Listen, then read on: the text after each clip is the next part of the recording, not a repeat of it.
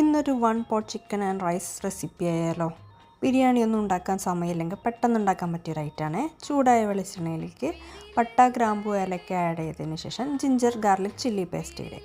ഒന്ന് വഴറ്റി കഴിയുമ്പോൾ സവാളയും ആഡ് ചെയ്ത് മാരിനേറ്റ് ചെയ്ത് വെച്ച ചിക്കനും പിന്നെ കുറച്ച് മല്ലിയിലയും ആവശ്യത്തിന് ഉപ്പും ആഡ് ചെയ്ത് വേവിക്കാൻ വയ്ക്കാം.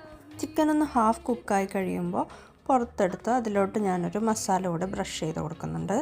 അത് കഴിഞ്ഞ് ഇത് എയർ ഫ്രയറിൽ ഒന്നുകൂടി ഫ്രൈ ചെയ്യാൻ വയ്ക്കാം. അതല്ലെങ്കിൽ പാനിൽ വെച്ച് ഫ്രൈ ചെയ്താലും മതി. ഇനി നമുക്ക് റൈസ് റെസിപ്പി എങ്ങനെയാണെന്ന് നോക്കാം. ചിക്കൻ വേവിച്ച് വെച്ച ആ പാനിലോട്ട് 1 ടീസ്പൂൺ മുളക് പൊടിയും 1/2 ടീസ്പൂൺ മസാലപ്പൊടിയും ആഡ് ചെയ്യുന്നുണ്ട്. അത് കഴിഞ്ഞ് ഒരു തക്കാളി ആഡ് ചെയ്ത് വഴറ്റി കഴിഞ്ഞ് 2 കപ്പ് റൈസ് ഞാൻ ആഡ് ചെയ്യുന്നുണ്ട്.